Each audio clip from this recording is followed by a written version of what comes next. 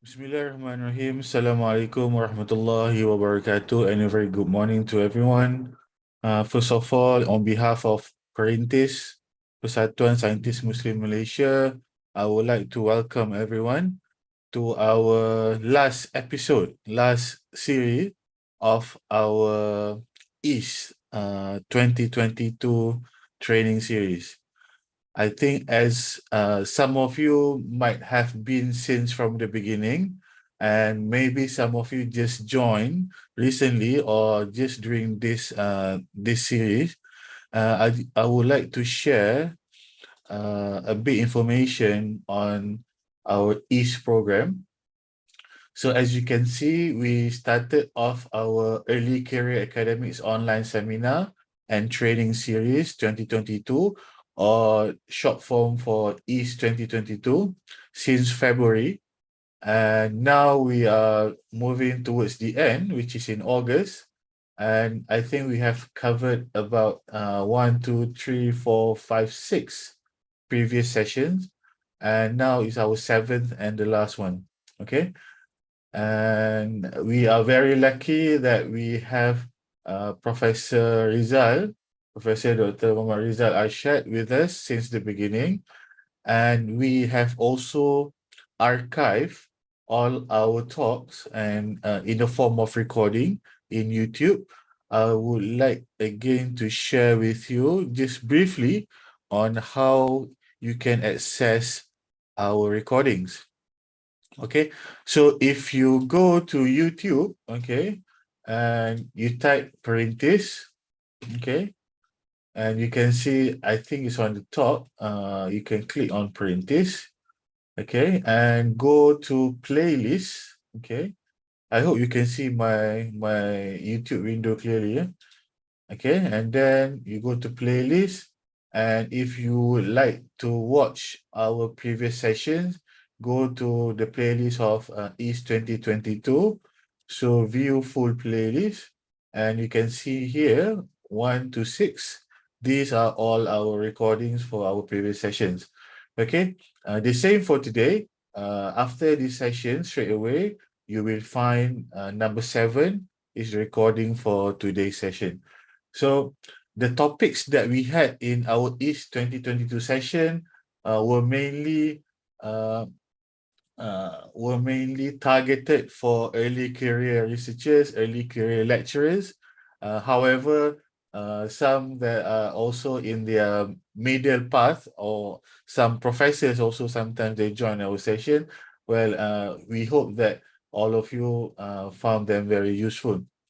Okay, and as for today, we are having our final session, and the title of our session today is Professional Qualifications and Memberships for Academics. What's the catch? Okay, the reason why, as you can see from Prof. Rizal's title, he has Prof, IR, TS, Doctor. Some of us might have CN, Chartered Engineer, CHM, AR, SR. So some says that these are just efforts to make your name longer without having any beneficial or any benefits towards your career path. And some say that it's just spending money every year to renew all your memberships without having clear returns. Okay, so yes, today this is the session where we would like to listen to the sharing by Prof. Rizal, and I'm hoping towards the end of this session today, we can get ready with questions that we can ask Prof. Rizal. And also, if you would like to share some of your opinions on this matter, also we can discuss it towards the end. Okay, so uh, I think I'll hand over the session to Prof. Rizal whenever you're ready, Prof. Prof, we cannot hear you. Am I the only one that cannot hear Prof's? Orang lain dengar ke?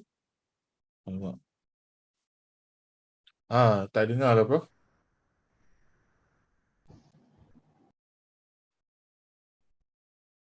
Can you hear my voice now? Okay, now it's okay, Prof. All right, thank you, bro. Okay. Sorry. Okay, Prof. Okay. Thank you very much. Firstly, I would like to thank Associate Professor Dr. Rashidan for the kind introduction. So let me just share my screen.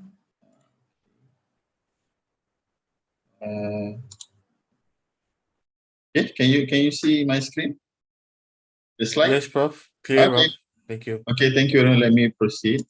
Okay, Alhamdulillah Rabbil Alameen, wassalatu wassalamu ala ashrafil anbiya wal mursalin wa alihi wa sahbihi.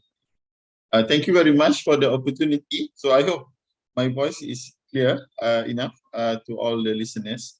So today will be my final session that I will share with the East 2022 program. Thank you very much to Dr. Ashra and Printis for giving me the platform to share a bit of my not so long experience as an academic. So the topic today will be on professional qualification and membership for academics. What's the catch? Okay. So I've been I've mentioned this mission for I don't know how many times now. So this is will be my 23rd year in academia. I've worked in USM for the last 20 years, and I spent about 2 years in UNIMAP. So I'm back now in USM since August last year. So as you can see, this is you can see the slide moving. Can you see the chart of the population education in Malaysia chart as slides?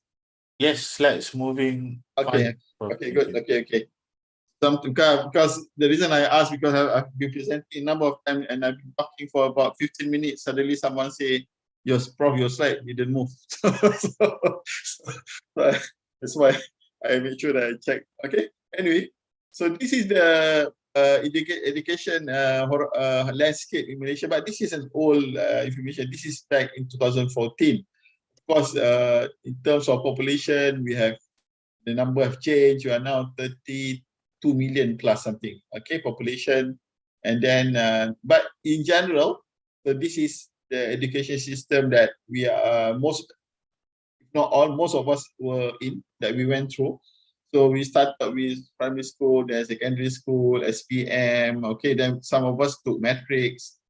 Some of us took STPM. Like myself, I took the A-level path. Then some of us went to universities, polytechnics, etc. Some did not go into the degree program. They went into diploma program. Then they go to advanced diploma, and then until we went through the master degree program, and then of course almost all of us, especially the lecturers now in public and private universities, you have your PhD, the doctoral degree. So as an academic, actually that would be sufficient for you to kick off your academic career as a faculty members, as an academics teaching in an institution of higher learning. There's nothing. You have more than, you are equipped enough to teach and be in the education system, higher degree education system. But the reality is we are not just teaching in the university, but there are many universities in the country, and there are many universities in ASEAN countries, and of course there are many universities throughout the world. So you can see that we are in Malaysia, and we are part of the ASEAN countries with hundreds of millions of people. You can see it's about 622 million people living in the ASEAN countries. And in China, they have more than 1.36 billion people. India, 1.2 billion people. These are where they have thousands of universities. Then in the EU, it's about 404 million, and the US about 200 plus million people. So in total, we have around, I think, about 7 billion, 8 billion people in a population. Okay, in the whole world. Okay, so you can see here that, of course, this doesn't, okay, you look at it, that doesn't take into account the African continent, Australia, etc., etc. So we are talking just So that's why the numbers doesn't tell you to 7 to 8 million. Don't get confused. So that means, but in all this, in this scenario, the landscape of the population, there are universities and there are academics and there are thousands, hundreds and thousands of people like us teaching, professors, those with doctoral degree teaching in university. So the issue is how do we basically stand out? How do we basically stand out, become visible in these hundreds and thousands of academics like us teaching university with similar setup like us? Of course, like some of us, we went and we have visited. I think Dr. Rashidan have been, he graduated from the UK, one university in the UK for PhD, and I think he had a very active collaboration with the UK universities. But of course, many of us have went to different countries, visited their university. Like myself, I've been to China, I visited a number of universities there. Huge, the universities are huge. The students are hundreds and thousands, and you can see their lecturers. There's so many lecturers, academics at varying level of the academic career path. And so it's within the same domain of interest. For example, my field, robotics, in mechatronics, control, automation. There are hundreds and thousands of academics doing research in that domain. So it's going to be interesting how to make yourself, how do you make yourself stand out in that mass of people, your peers, our peers. So the challenge is, to me, when we talk about professional recognition and membership, it is about being there and ensuring that we are in the know of what's happening around us.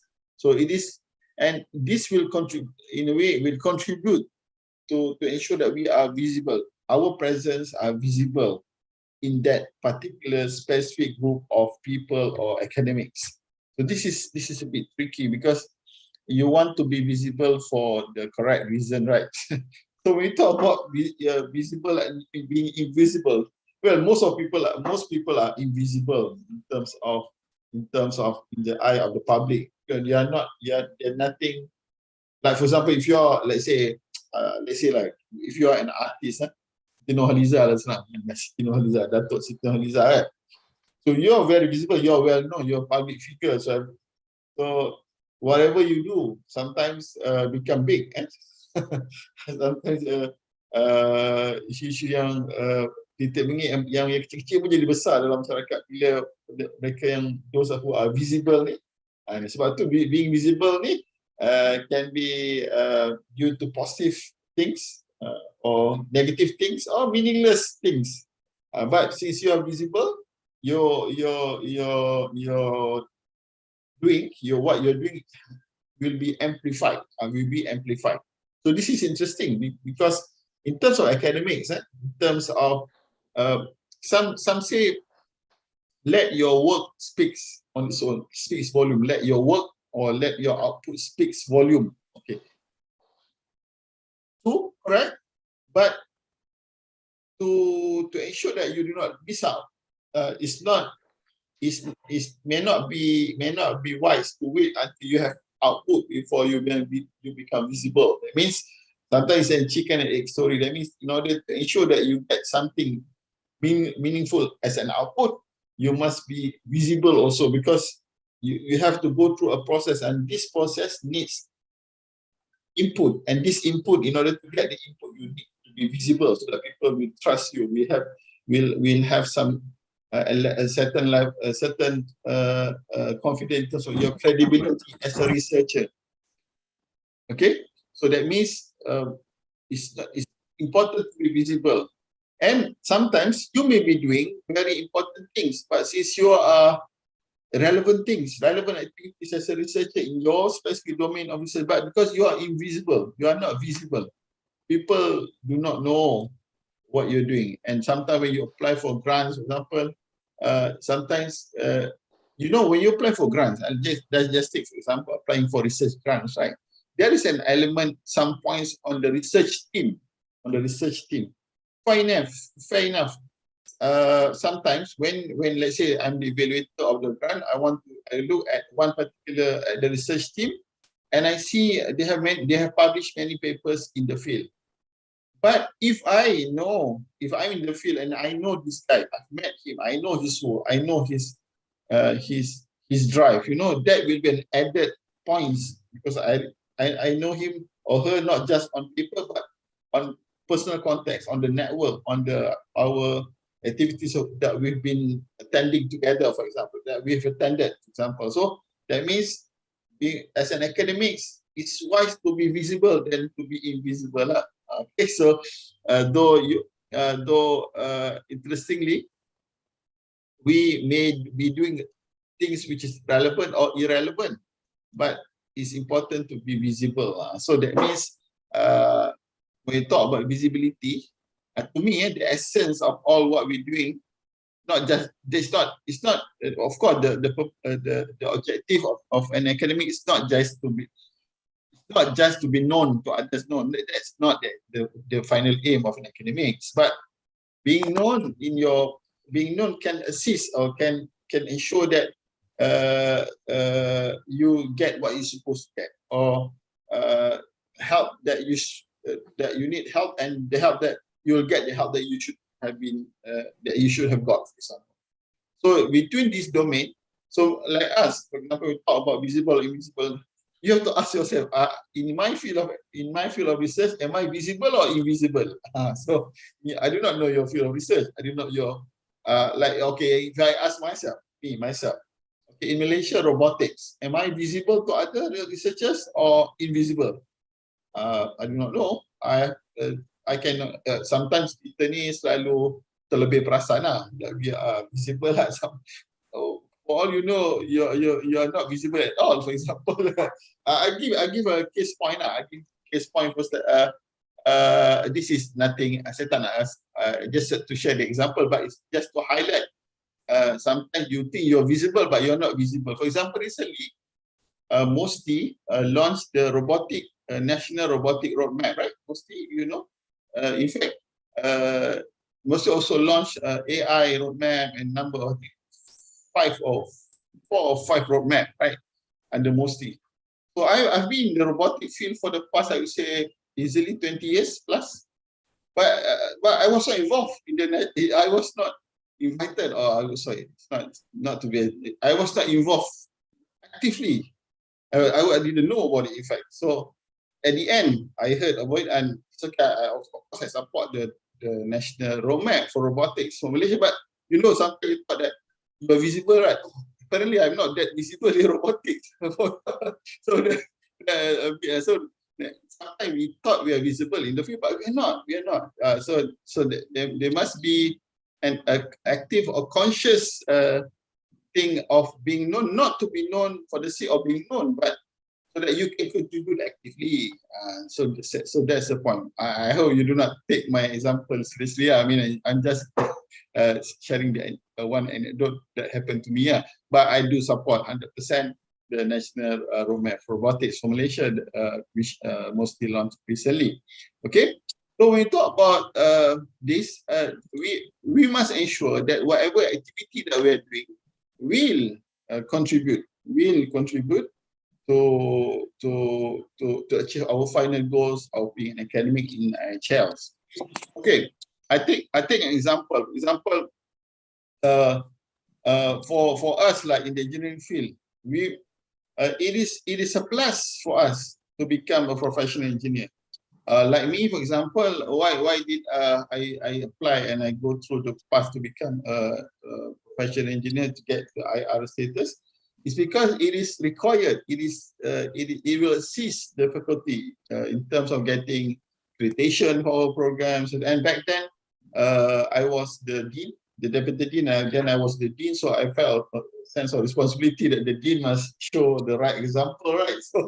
So I went through the process. I got my IR back in 2000. That was 2017. I got my IR in 2017. My technologies in 2020.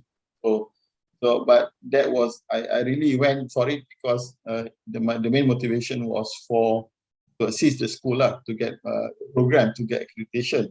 But then, and in the reality is in Malaysia now, if you are an engineering lecturer in any program recognized by the government, by MQA, by the board, EAC, etc., you must strive to get an IR. I think it's just a matter of time before IR getting a PH become compulsory. In fact, there is a university in Malaysia that put a requirement that in order to get a professorship in engineering faculty, you must have IR, for example. You can't get promoted if you don't have IR. There is a university in Malaysia practicing that. So that means there are many different motivation of why people wanting to get this professional recognition. But as long as you're clear about it, you must know the process. Okay, so we know what we need, and we must get hold of the and a clear understanding of the process. In my case, I got my CEng in 2011. Then I also got my chartered marine engineer was 2011. Then I got my chartered marine engineering from IMARES. The CEng was for Engineering Council. Then I got chartered marine engineering from IMARES, of course in the UK. And then I used because in 2016, if I'm not mistaken, Board of Engineering Malaysia declared the third route for PH via CEng conversion. So I hop on the opportunity, and I use my CEng, submit, and go for interview, etc. And I got my PH. Of course, so that means sometimes you have to plan for it. Sometimes the opportunity opens up. I didn't know. Back then in 2014, there was no way. There was only two routes for you to become a professional engineer. There's either you apply direct through board, or you can apply via IEM, and that's it. That's two. And in 2016, if I'm 15 or 16, if I'm not mistaken, the third route for CEng. Now it's still there, but I was told that the process become tougher, it's more difficult, I would say. It's more difficult than before. But then putting that aside, that means there is a need. We go for professional qualification because of different motivations. But whatever motivation, it adds values to our visibility. It adds values in terms of our worth to our faculty or to our university. And there are many types of certification, professional membership. Okay, we must be clear of a different type. You have professional membership, for example, for society, for example. So, like myself, I'm a member of IEEE. I'm a senior member of IEEE. I'm a member of IET, and I'm also a member of IEM. Then we've created our own professional society, MAIS, for example. Then at the same time, I'm also, of course, with board as a professional engineer board, with Board of Engineering Malaysia. And then I was in 2020, I've got my technologies, professional technologies with MBOT, National Board of Technologies. So you got these different type of professional certificate membership. But there's another one which is professional certification. This is different. This is more skill-based. You know, you got the like I remember when I was in UNIMAP. I remember we planned for our student that each graduate will get at least 2 certification, and there was a planner. I'm not sure. I saw some of my UNIMAP colleagues here. I'm not sure whether it is still on or not, but I remember putting a target that all UNIMAP graduates, for example, will have 2 professional certification on top of your degree, for example. Okay, so that is more hands-on or more knowledge or skill specified. For example, Microsoft certified professional, Cisco certified, Oracle, etc., etc. Red Hat, the open source kind of certification, and then you have this like certified professional, like certified accountant, or we have professional engineers. So this is when some professions are governed by professional act and law, by professional, like for example in Malaysia, engineering practices are governed by act, by law. So you have to register as an engineer. You have to register with the Board of Engineer Malaysia. to get the cert. It's 50 ringgit once in a lifetime kind of registration, and then you can go for your professional engineer certification recognition if you want to practice certain domain of engineering. So you can see here there are 3 types of professional recognition: corporate, internal. Corporate means some company, some institution, they have internal certification. This internal certification is more towards ensuring that their staff they can upgrade the certification level of their staff, but it is only recognized within the university, within the company. But I think that is quite common in the public sector. In the MNCs, it's quite common. You have internal corporate or internal certification ladder. But in universities, we do have a very limited number of internal certification, but that is more towards CPD kind of thing, and not so much on to get not so much I would say to get not so much in terms of your specific domain of interest, right? It's more like common kind of training. But those are, I think, yeah, for us universities more towards CPDs, continuous professional development, rather than for the public to know, rather than visibility in the public. Yeah, it's more internally. Yeah. And then you have the product specific,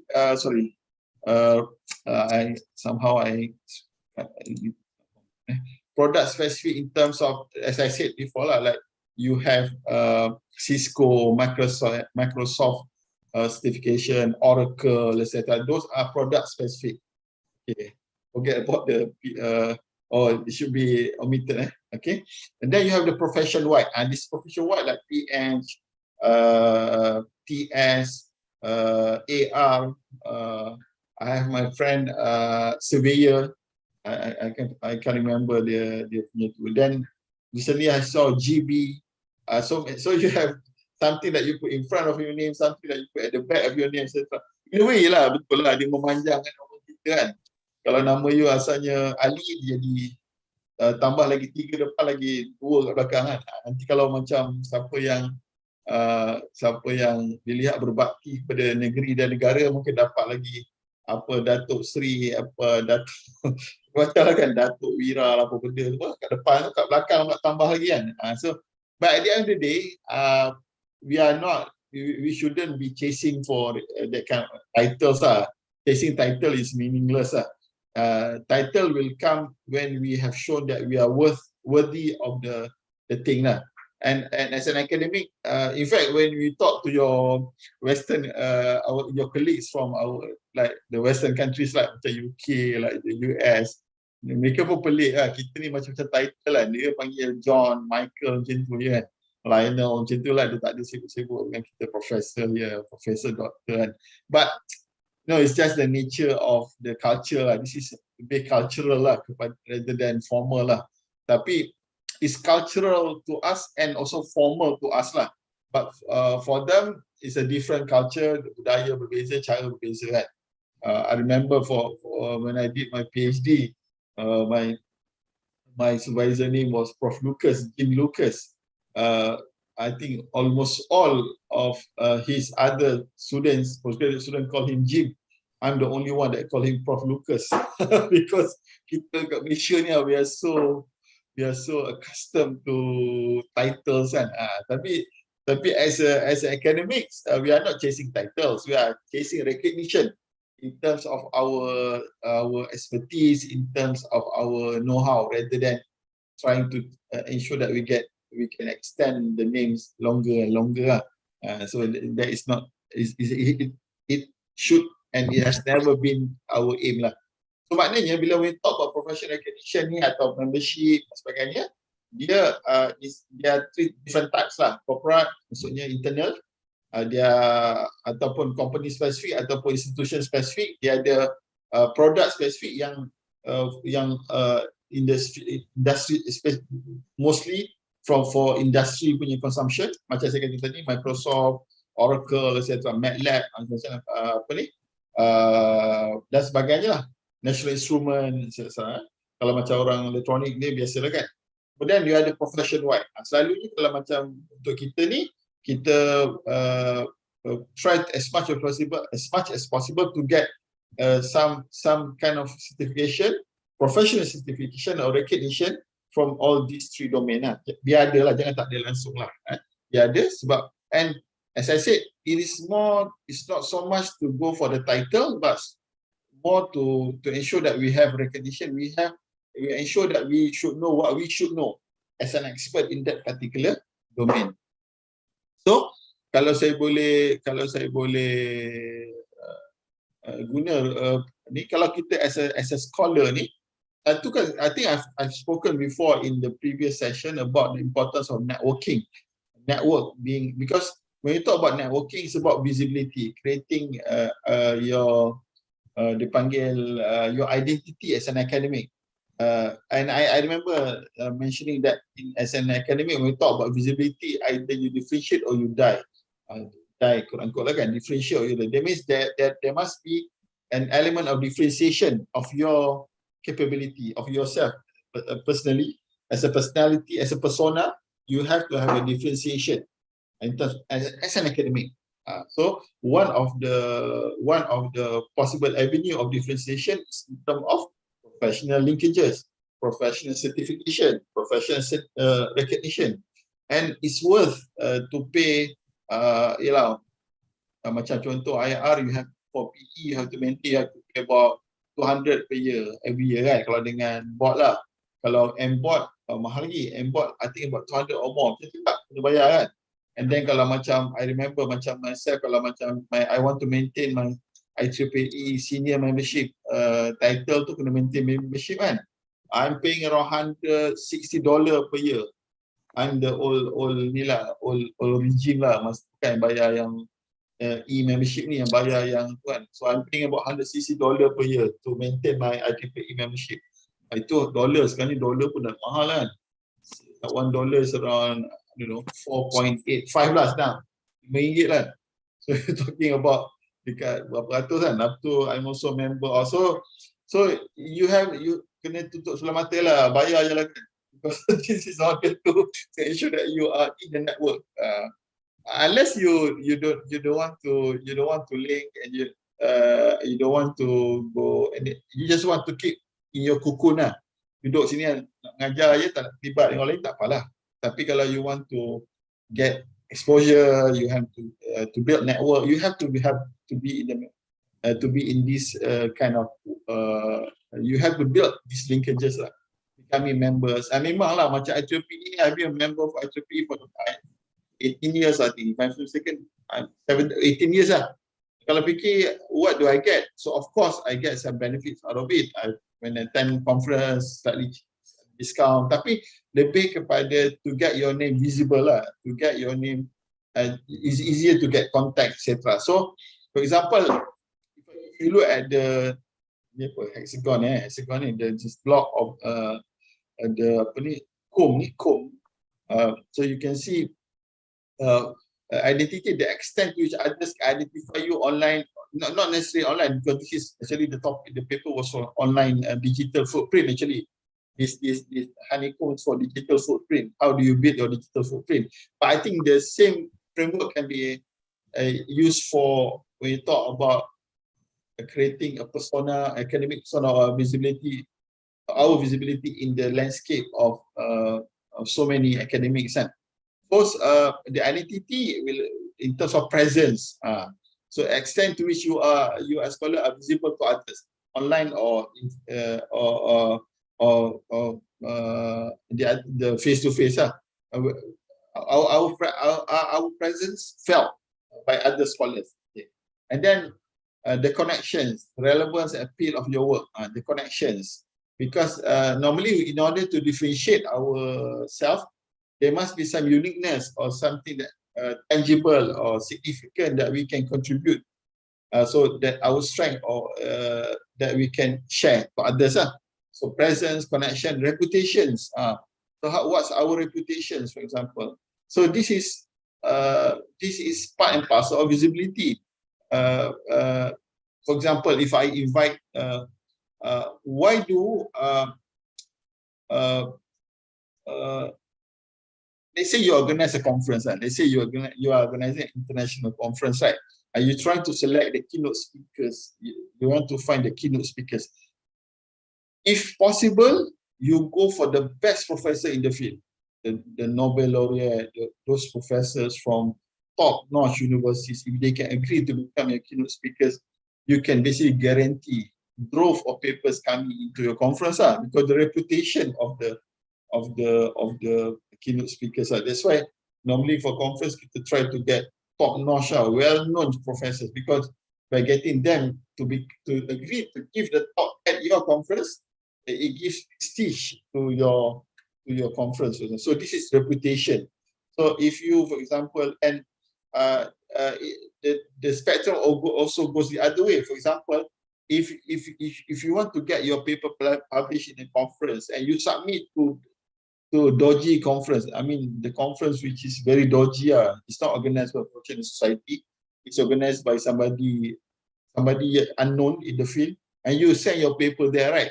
This will backfire on you, because it may hurt your reputation, because you get involved with some dodgy or some unknown entity. That means a conference which maybe somebody is scammer or something, they scam you into publishing, into joining or presenting at the conference. This can backfire to you. So the reputation is there is a spectrum, you need to be careful. And then you talk about groups. When you network, when you join professional societies, you get the monthly emails or activities. The fact that you get the email, that means you are part of something big. Okay, this is, you may be a passive member, but you are part of that big group. Your name is in their directories. And then you talk about conversation, you talk about sharing. So these are among the things that can contribute to, as a network scholars, as somebody who is linked to others, somebody who is visible. So when we come back to the topic of the sharing, is that it's good. I think it's critical. I would say it's critical for you to be a member of professional society in your particular domain of expertise or knowledge. Do not get yourself, for example, like for an engineer, for example, right? The minimum for engineering academy is to be registered with the Board of Engineer Malaysia, the 50 ringgit once one-off kind of lifetime kind of registration. If you are teaching an engineering program or technical program, software engineering program, and you are not even a registered graduate member of graduate engineers with the board, that means something is wrong with you. That means there's a minimum. Then you start to join at least IEM, at least IEEE or IET. You join IEM because it's a national level kind of institution. You join IEE or IEEE or IET, for example, it's an international network. Like myself, I joined IET. I think I have renewed membership of IET, but IEEE, yes. I used to be a member of IET. Then you join, not just that, you join the other local society. Those, for example, those society which have a significant number of industry members, it's good. Now through the society, you can link you can build your network with the industry. So there are a lot of advantages to become a member of professional society or professional bodies.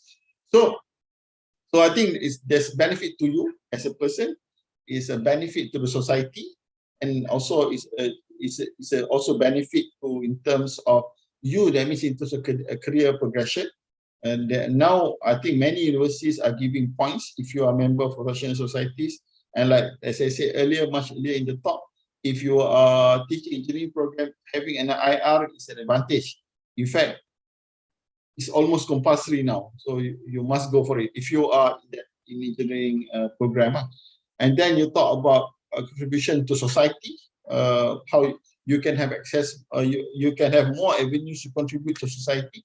And thirdly, of course, this is where you can ensure that your knowledge and your expertise have the capacity to be developed further, to be enhanced by your interaction with others within the professional network of professional body. So in essence, I think the topic today for professional membership society is about visibility. I think you have to go for that, because nowadays they say used to be know-how. You have to have the know-how to do something, but the other element that is know-who. You have to know. People need to know you.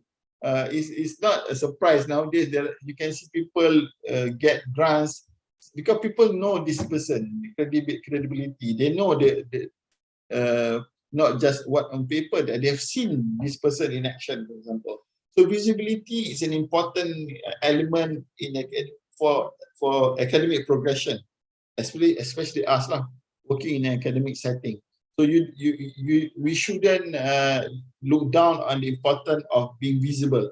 So if I can recap this one, so we do many activities, but some are relevant, some irrelevant. But it's good if you are doing a relevant activities and you are visible, because that will have a positive feedback to the outcome. Positive feedback, I think it's different than negative feedback, right? When you have, I'm a control person, when you talk about positive feedback, you want to amplify exponentially the output. Okay, the output become an input to your system, and it gets amplified exponentially. So you want it to be that positive feedback. So visible. So how do you get yourself visible? So being a member of professional societies and professional association may contribute to that. It's not the only path, but it can be one significant contributor to increasing your visibility, increasing your presence in the academic world. So this is to me is important. It's important. There's no silos. You cannot work unknown. You cannot work on your own and without the knowledge of others. You must network with others. You may do it on your own, but the knowledge and the output must be shared to others. So this is why I said, at the end of the day, the visibility is what you need to look for. Okay. Now, I hope in a way you have got the essence. I think I'm the Saini Mazhab yang menggalakkan lah, you register, you go for ni, because this is the reality of the of times. I think reality today, you need to be active participant in this process, because you gain a lot of things. Also, you get exposure. I give an example. I'm a member of IEM Institute Engineering Malaysia. They have many technical division now. In IEM ni dia banyak TD technical division. So my research field is ocean robotics. So back in 2011, IEM established the Marine Engineering and Naval Architect Technical Division. You must understand that my first degree was in medical electronics and instrumentation, nothing to do with marine. Once I did my master's and PhD, I did towards, especially PhD, I did towards marine application. Now, so I've been a committee member, executive committee member of this technical division since 2011.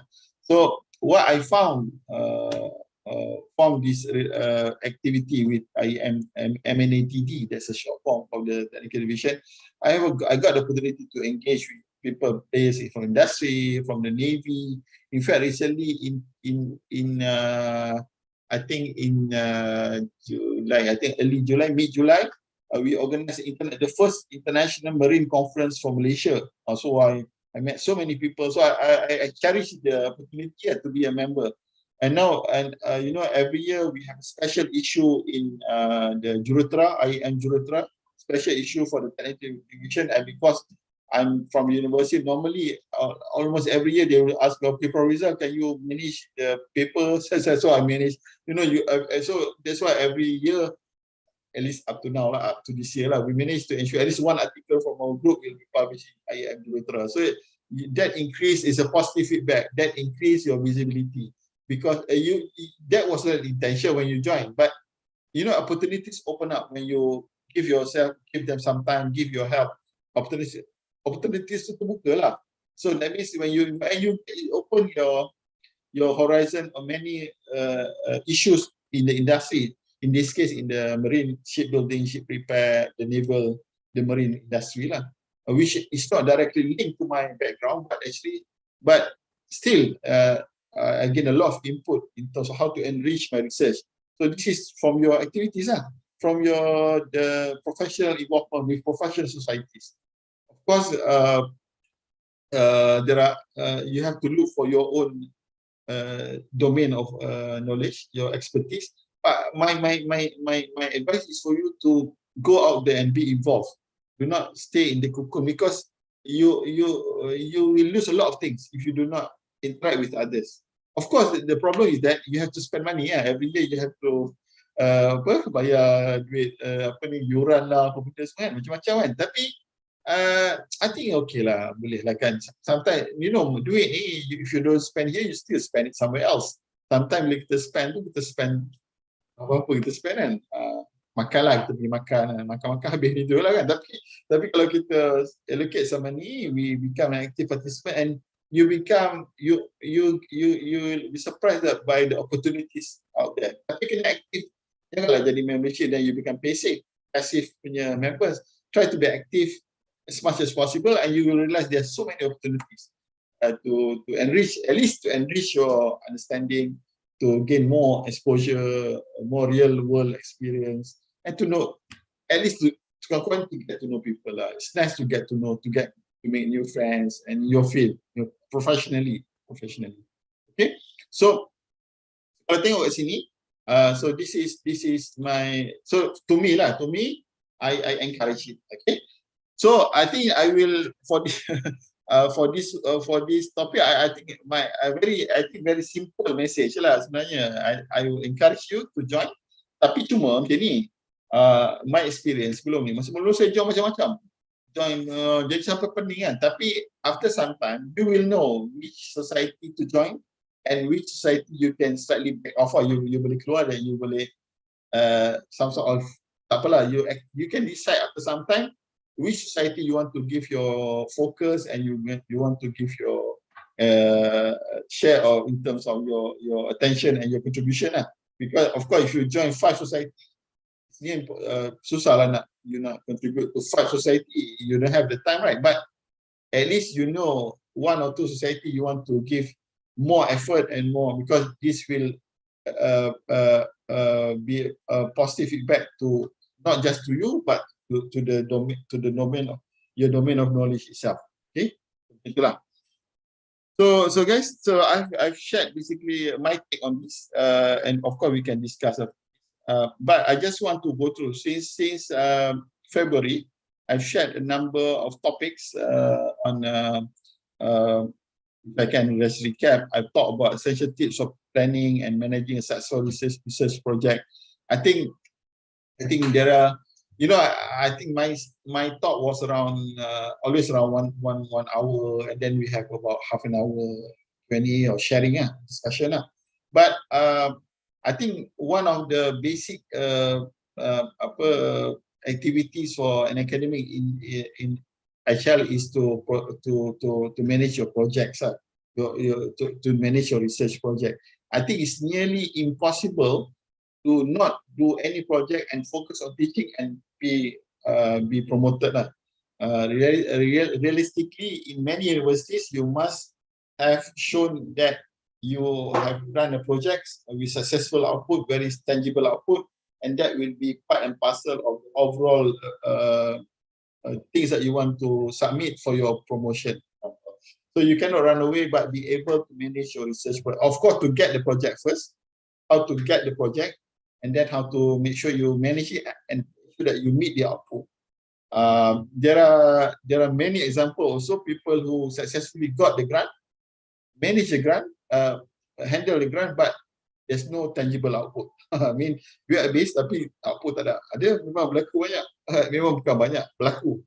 Duit habis, 200,000, habis 200,000. Tapi output tak dapat, paper tak dapat, student tak graduate. So you have a lot to answer for lah. So you must ensure that you have some background knowledge and skill how to not just get the grant, manage the grant, ensure that you meet the KPI as much as possible.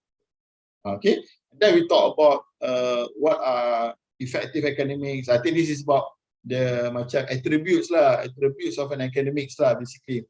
Dalam OBE ni kita ada student attributes kan, attributes of a successful or your graduate attributes. Kita juga ada academic punya attributes lah, sifat-sifat, ciri-ciri yang ada pada effective academics. I think you can go and have a look at slides lah I've shared before. And then I've thought something about strategies that you must have strategy in order for you to ensure that you can climb the academic ladder. You know, before you talk about strategy, you have to first have we must have the correct mindset. You know, strategy is the operational thing, that what you want to do. The tactics and strategy are the things that you do, the actual thing that you do operationally. But you have to have the right mindset. I mean, you know why you do this, what's your goal, how to where you are heading. So you have the right mindset, the frame of mind before you talk about strategies. Because if you have beautiful strategies but you do not have the right mindset, you won't be successful. For example, I'll give you an example. Okay, let's say you go for a talk by a very successful professor. He give a lot of tips for you, what you can do in order to get promoted, right? But you have this mindset that you say, in your mindset, you say, in my institution, you nearly impossible to get promoted. You have this mindset lah. Unless you are good to the dean or you're good to the VC, for example. So you have this mindset, very negative mindset, right? So you have very good strategy, but the mindset is not there. The strategy is useless. It's almost guaranteed that the strategy will fail.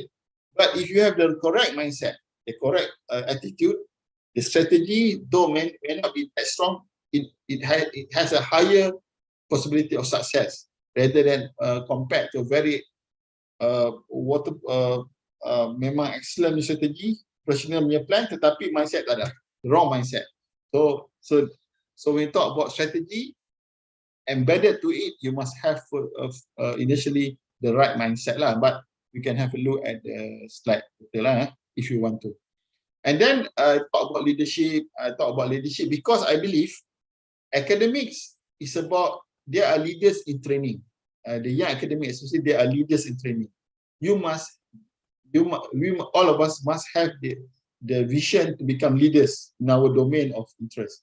You cannot become followers forever lah. But at the same time, I also believe that a good leader is also a good follower. That means you learn from others. You learn from your seniors. But you always have this vision that to be able to lead in whatever form or whatever nature of leading we are talking that you aim for. But that you are a leader. We must always aim to become an academic leader. But of course, not everyone. Let's say not everyone can become VC. Not everyone can become the DVC, and not everyone can become the dean in our faculty, right? So some of us will be appointed, some of us will not. But we are still leaders in our own domain, leaders in our domain of expertise, for example, leaders in terms of our the way we teach, and so methods of teaching. So we believe that we can build this leadership quality. Kalau kita broaden the definition of leadership, tak adalah kita frust sangat. Sebab some people ni dia kata leadership ni sebab holding post, but not necessarily. Leadership, you can become a leader. Leadership is about influence, your influence to your environment. And there are people who don't hold any post, but they have a very strong influence to the environment that where he is or in. So maknanya leadership ni kena bina lah. Kalau tak pun to lead ourselves, kalau tak lead others pun. Okay. Then in June I spoken about fostering relationship between academia and industry. Ini satu lagi elemen lah, the quadruple helix ni. Kita ni tak boleh duduk dalam, we cannot stay within our cocoon. Kita ni kat university, so I don't care what happen outside. Tak boleh. So you have to get involved with society. Somehow dia punya pathway for you to interact with society, with the industry, with the government setup, with ministry, for example. Get to know, for example, people, the ministry that is related directly to your field of interest. For example, My field of interest is on ocean robotics, for example. Once upon a time, mostly have this special division on National Oceanography Directorate, for example. It was there. Now it has been closed, abolished. But about 10, 15 years ago, there was a National Oceanography Directorate. We know about it in mostly, so we make effort to get in contact with the officers there, and we make friends, we visited them, they visited us, and we established a very strong relationship with the ministry in our specific domain. So that is the stakeholders. They are not industry per se, but they are important stakeholders in our career development. So what more for people from the industry? So you have to have you engage with them, you outreach to them, you contact them, be proactive rather than waiting for them to come to you, because seldom lah industry will come to you unless they're desperate lah. Normally we go to them and we offer them because they have no time. They have no time to think about us, and they're busy about making money, making sure that they will survive in the industry. So we have to be proactive and go to meet them, to be proactive about it. And then in July, I talked about how to supervise students. I shared my own experience and some others' experience how you should supervise your students. So, and today we've spoken a bit about professional qualification memberships. So you can see that being an academic is a very exciting vocation, profession, I would say. Being a lecturer in university, to me, is a very exciting profession and vocation or job to do. Though it's very challenging because as an academic, as a lecturer, you're expected to become exemplary teachers, educators, excellent, very productive researchers. You're expected to become very successful businessmen, making money, bringing money into university. You are expected to become exemplary leaders. You can lead people. You create impact to society. You are also expected to become a noble, a person with noble characters. So there's a lot of expectation for an academics in Malaysia, not just in Malaysia, worldwide. But as much as possible, we try to aspire towards these ideals as much as possible. But in order to aspire to that, we need to have clarity on where we're going. You need to have clarity, clear understanding of where you're going. That's why, as I related before in a few of my presentation, when I was in UNIMED, even in USM, when I was asked to become panel member and we interview the new academic staff, I always used to ask them, now you're joining our institution, our university, so when do you expect to become professor? And you must understand this person has just finished his PhD or her PhD and maybe around 30 years or 20, 27, 30 years old, right? And this person asks him or her, when do you want to become a professor? So I can see from their enthusiasm and the way they answer. If they say, oh, I hope to get a professor before 60 before I pension lah. That means dia punya fire tu kurang lah kan. Tapi kalau if I hear the answer, I want to get my professor within 10 years. So this is very fiery punya semangat kan, academic, young academics kan. So the second question is, if you want to get that within the next 10 years, what do you have to do? So if you some people the clarity is very clear in terms of what they want to do, and I can see some people they are not sure. Dia kata tak apalah, tengok apa macam mana kan, tengok nasib lah. And that means they are living into chance lah. So for an academics, there are many things that are expected to us, but you have to develop clarity in terms of your direction. And as I said just now, you have to build the right mindset, the frame of mind when you embark working as an academic and taking this as something that you enjoy rather than you must enjoy working as an academic, and this is something that we have to find enjoyment in our working rather than suffering. Because some people they just soldier on because nak dapat gaji lah. Dia pun sebenarnya tak larang nak kerja tapi dah tak ada benda kan, teruslah. So it would be better that you develop things, develop the environment that you enjoy your work as an academics, and you enjoy the challenge and the ability to overcome the obstacles. And as we know, obstacles, they never stop. Once you overcome one, more will be coming. But that's life. Until we die, that's a different story. So I think I will stop at this point. I do hope that you find time to go through my slide. I also gave Dr. Rashidan, I think he has archived it, the slides and the video. Is general knowledge. Please do try to benefit from the, if you find it beneficial. I hope so. And please do share it to others so that many will get something out of it. So I think I will stop at this point. These are some slides that I showed before. In the previous slides. I just want to end at this point. I think stop at this.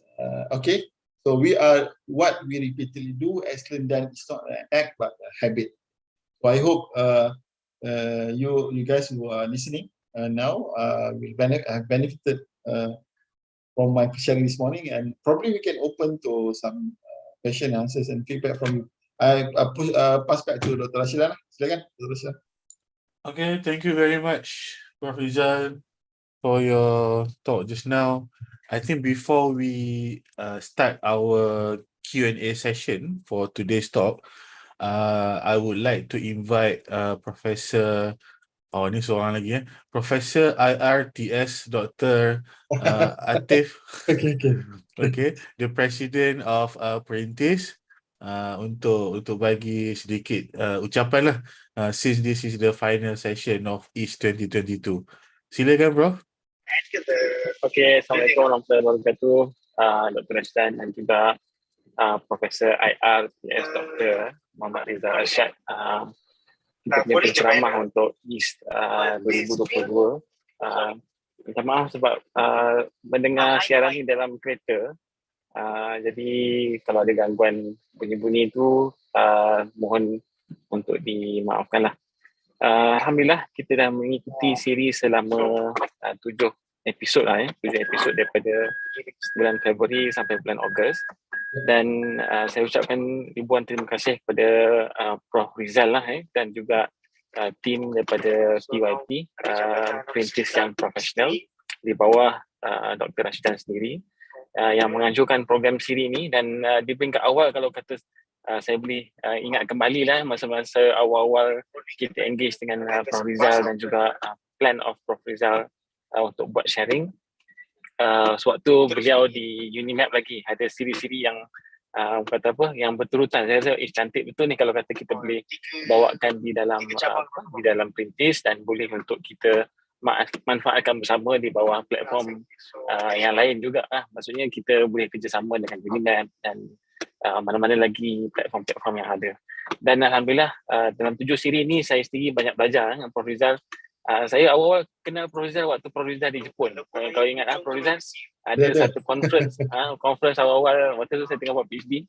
Jadi Prof. Rizal datang. Ada gambar masa kita jumpa dengan sensei apa nama dia dekat Nagoya University. Fukuda, tu Syuf Fukuda. Tu antara profesor yang saya nak buat PhD dulu tapi tak jadi. Tapi kita jumpa dia lah. Okay, Alhamdulillah, he's one of the prominent professor in the area, and dia pun suka makan durian tu, Prof. Kalau kita jumpa, dia suka makan durian. Dia jarang jumpa orang Jepun suka makan durian. Dia sangat rapat dengan arwah Prof. Syamsuddin, dan I think that is where we met together earlier. And masa tu saya dah tahu dah, nampak dah aura Prof. Rizal ni. So kita follow, dan Alhamdulillah kita boleh dengar all the experience being shared by Prof. Rizal throughout the 7 series. Dan saya rasa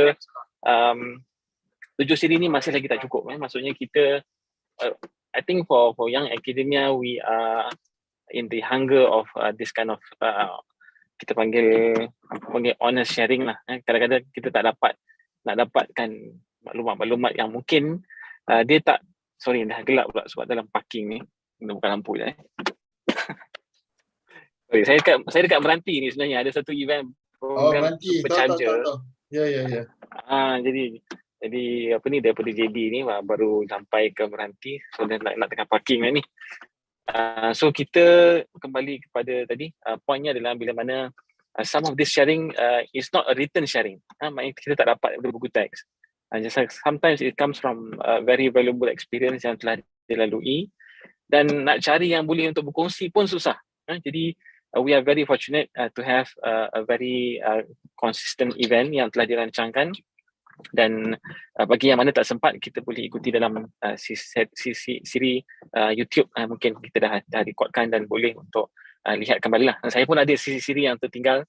InsyaAllah saya akan cuba untuk dapatkan mungkin maklumat dan juga nota, dan sebarang perbincangan lanjut kita boleh buat together directly.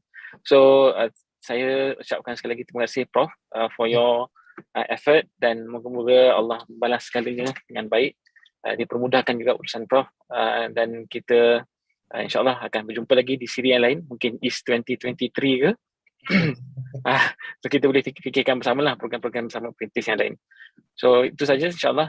Saya ucapkan semua yang hadir daripada siri awal sehingga siri yang ketujuh ni, mudah-mudahan kita boleh berjaya, dan insyaAllah menjadikan tokoh-tokoh yang ada bersama di sekeliling kita sebagai kita punya qudwah hasanah insyaAllah. So itu saja daripada saya pass kembali kepada Dr. Rashdan, dan tanya Dr. Rashdan as the organizer of this event successfully for the Continuous 7 series. Okay, pass back to you, Doctor. Thank you. Okay, thank you very much, Prof. Fatif, President Perintis. Okay, and next is our question and answer session.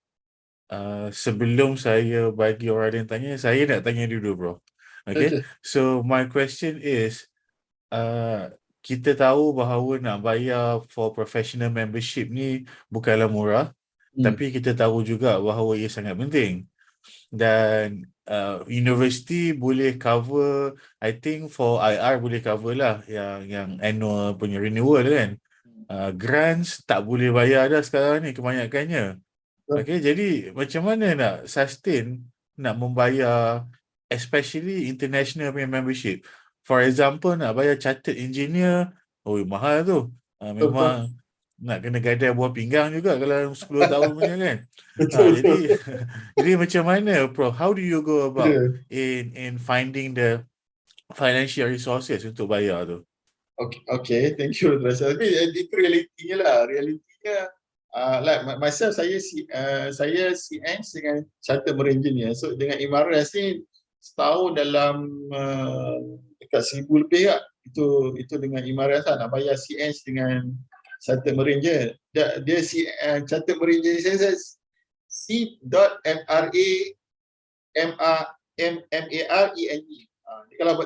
Kalau tak betul baca jadi Mering.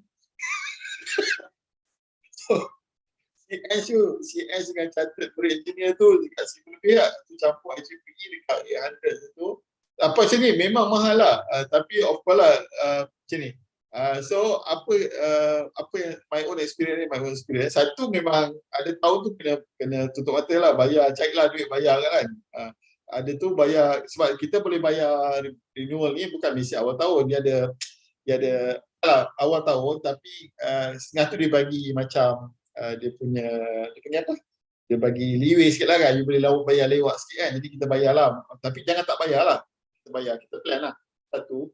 Kedua, because at the same time saya juga ada buat consultancy work lah. Maksudnya dengan industri. So dari situ duit yang honorarium yang ekstra tu lah yang dapat tu lah. Some of it saya guna untuk bayar apa ni? Bayar fees ni. Tapi kalau fikirkan yang mahal ni, yang overseas ni, kalau local ni tak mahal sangat. Macam IR dalam 200 per year untuk renewal. Kalau import pun dalam 200-300 gitu lah renewal. So about 500 lah senang untuk saya punya IR dengan TS renewal. Tapi of course bukanlah masalah. Challenge is kalau sekarang ni IR dengan TS ni nak renew kena ada CPD. CPD ni yang point lah, macam import ada 30 CPD point. Dan CPD ni sebenarnya melalui aktiviti teknikal kita lah, conference. So masa ADF kena ada duit juga untuk dapat CPD, is not free lah kan. So maknanya so pointnya memang ada challenge lah dari segi financial tu. Tapi point saya kini lah, dalam hidup ni kan, kalau macam you need it, you find the money lah. Bukanlah kita cubit dia orang apa lah, tapi kita squeeze lah.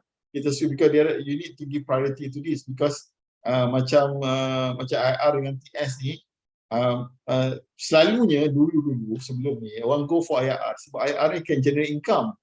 So IR electrical atau IR dalam bidang mechanical, civil, they can work with dengan civil, dengan firm, engineering firm, and they can get payment honorarium based on dengan dia punya title tu. Macam myself, I'm PS dalam bidang elektronik.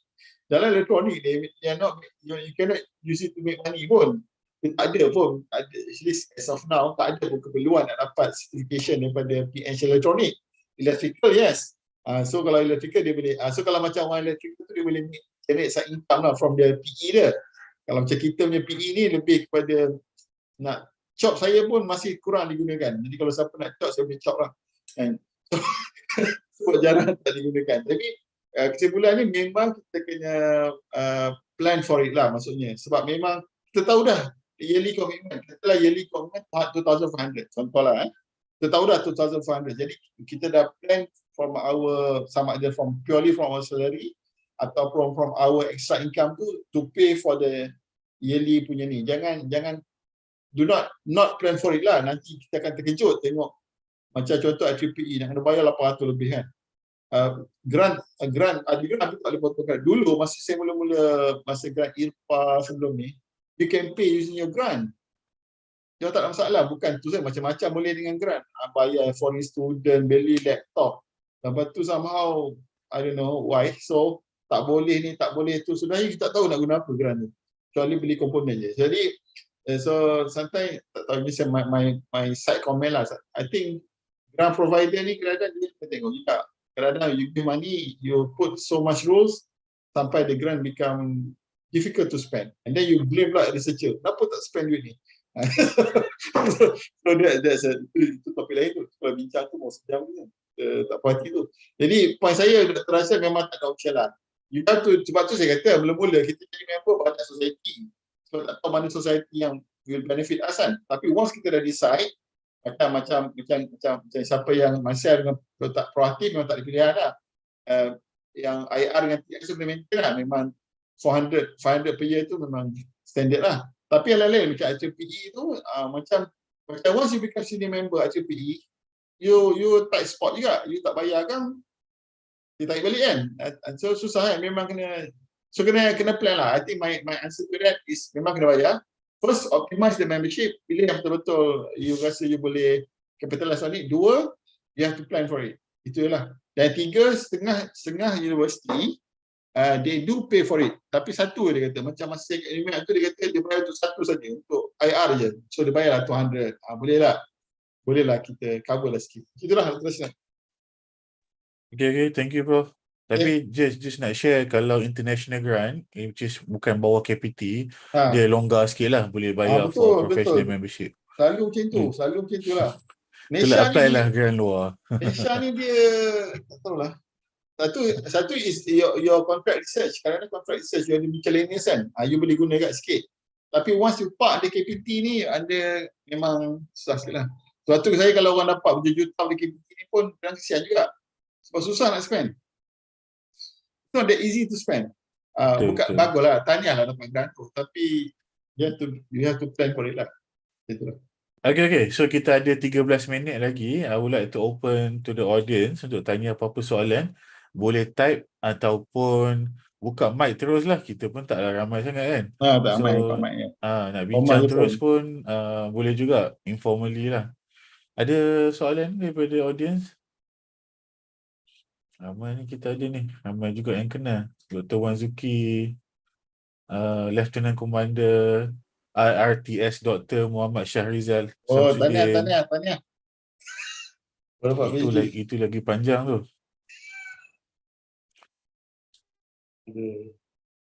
Daripada Prof. Atif, KPT Grant kena jadi ahli nujum, macam kena tahu what will happen akan datang. Betul lah. Tapi itulah, I think some section kena, some parties kena bagi feedback lah KPT. I think you give a lot of, because they should macam ni tau, sebab grant ni itu je grant you ada, kecuali lah you ada grant untuk student, you ada grant untuk you ada grant untuk different type of grants kan. Macam kalau some macam Japan dia ada mobility grant untuk travel. Macam UK kan dia ada mobility grant. Grant tu untuk mobility je. Tak apalah, tapi grant kita ni almost semuanya untuk semua situ. Jadi kalau orang yang ada grant satu grant saja memang pening lah. Nak guna duit gaji pun bukan banyak sangat. Macam tu lah. Okay, ada soalan?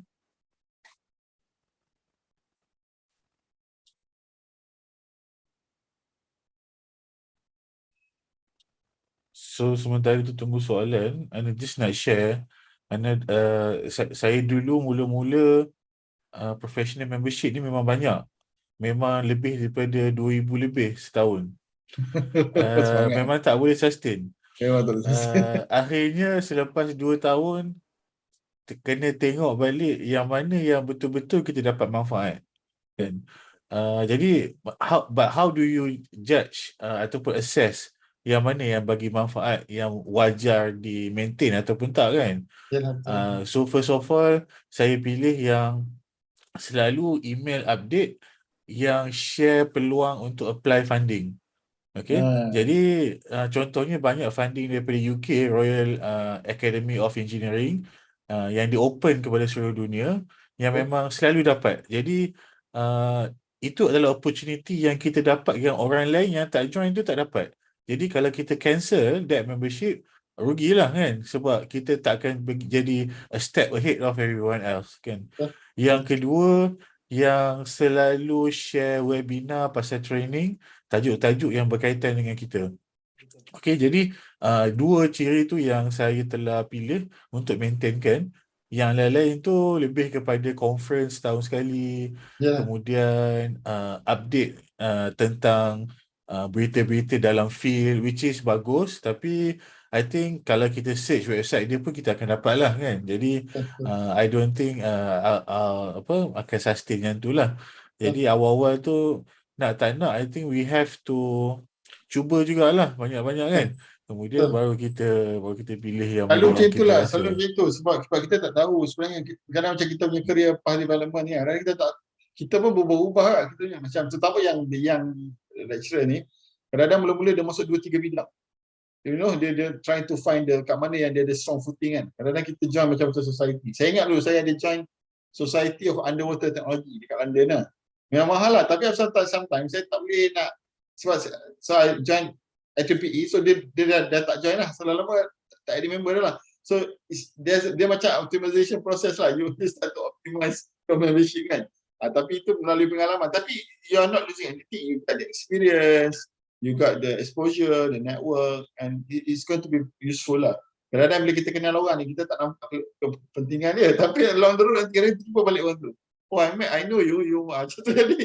So it's good to always leave a credible ataupun good legacy lah wherever we are, because dunia ni bukan besar sangat. Nanti you can bump into this person, bump into that person kan. So kita always on a positive note lah. People remember us on a positive note. Itu antara benda yang penting dalam bila kita involve dengan professional society ni. Try to contribute lah. Kalau kita tak nak terlibat apa, kita tinggal dengan keadaan baik lah. Bukan kita buat bukan tu lari kan. So people will remember us as troublemaker lah. Tak mahu lah. So begitulah lebih Dr. Rustan. Okay, ada lagi soalan daripada audience? Okay, kalau kata tak ada soalan for this specific topic pun, kalau ada soalan berkaitan dengan topik-topik sebelum ni pun boleh jugalah. Okay. And daripada Prof. Hatif, again, kalau Prof boleh bagi final motivation as academia yang kena jadi macam Superman with limitations that we have, macam fun dan lain-lain di Malaysia. Soalan yang sangat relevan sebab kalau kita nak masuk semua benda, nak buat semua benda, kita juga ada kehidupan kita, Prof. Jadi macam mana kita nak manage the limitation yang kita ada dengan resources yang kita ada. Ya, itulah saya susah lah nak kata ni kan, because dia susah nak bagi one size fits all punya nasihat lah, because setiap benda kita ni ada different constraint and orang dia, contoh ada orang dia single pun, dia tak ada family, tak ada, tu different lah constraint dia. Macam kita mungkin ada sama macam tu Rashida ada anak kecil dan sebagainya. Saya pun ada anak kecil juga. so, tu ada konsep masing-masing. Tapi bagi saya it's about uh, banyaklah benda boleh sebut, tapi I think one of the most important thing is about prioritizing lah. You have to prioritize matters lah satu. So make sure you prioritize well lah, because prioritize well then because kita tahu kan yang the quadrant yang urgent and important tu, urgent and important. Ada benda yang urgent and important, ada benda urgent tak important. So maksudnya kita kena know how to prioritize well. Dan sama juga dalam akademik ni, orang suruh kita buat konsultasi, orang suruh kita mengajar, orang suruh kita buat research, sebuah student write papers, you cannot do everything at once. So there are the right time for the right thing, the right time for the right thing. So tak boleh kita nak buat semua at the same time. So kita kena prioritize lah. Contoh kalau macam you are junior academics, to me actually you have to focus on your teaching sebenarnya. You have to strengthen your teaching. Walau orang kata macam pelik sikit, patut strengthen research kan. Tapi the first few years of academic, you should strengthen your teaching. At the same time, you should join the seniors in research. Bukan you start on your own, buat sendiri semua. Sebab you don't have the experience to buat sendiri, you start to join. Jadi, once your teaching is strengthened, you dah ada good foundation for your teaching punya side, you pun dah ada experience for research, then you start on your own. So you dah boleh go on your own on research. Rather than sekarang ni masalah saya nampak some junior lecturers semua nak buat sendiri. So pointnya ialah you have to work in teams. You have to get yourself in the right environment, right group of people lah. Because you need help. All of us, walaupun kita rasa kita tak perlukan pertolongan, kita perlukan pertolongan. So you need input from the seniors, you need input from your peers, your rakan sebaya yang sama juga struggling, because you have to make something out of nothing. Itu soalannya. You have to make something out of nothing lah. It's very macam doom and gloom punya scenario lah. Tapi sebenarnya you have to make something out of the little things that you have. Bukan out of nothing. Out of nothing ni memang gloomy lah. Tapi we can do something out of what we have. Cuma the best that we could lah. Dan macam saya kata, dua benda lah. Prioritizing dengan work with others lah. Do not be macam ego sangat. Kita boleh work on your own, tak. You have to work with others. And always open to learn. Maksudnya kita ni, walaupun kita rasa kita tahu macam-macam, tapi always open up yourself to learn new things from others. Kadang-kadang kita boleh belajar daripada budak-budak pun kita boleh belajar. Kita boleh belajar dari student kita. Kita boleh belajar pada the cleaners. Kita boleh belajar. If you open up your mind to learn from others, you will learn and you will gain a lot. Tapi kalau kita rasa kita dah tahu, you do not want to listen to others, kita yang paling hebat pandangan kita, then you will lose out lah. Macam itulah saya punya pandangan. Itulah. Okay. Okay, terima kasih Prof. Ada soalan lagi? Kalau tak ada, boleh tak for the last session ni kita buka webcam sekejap, ambil gambar boleh. untuk kenang-kenangan. Oh, ni special ni. Rasanya kita tak banyak bergambar pun sebelum ni. Betul lah. Ada yang boleh buka webcam? Tak apalah, siapa yang boleh buka je. Oh, Zuki. Aduh, Zuki tak ada soalan. Ni Zuki ni, dia selalu tanya soalan kat email.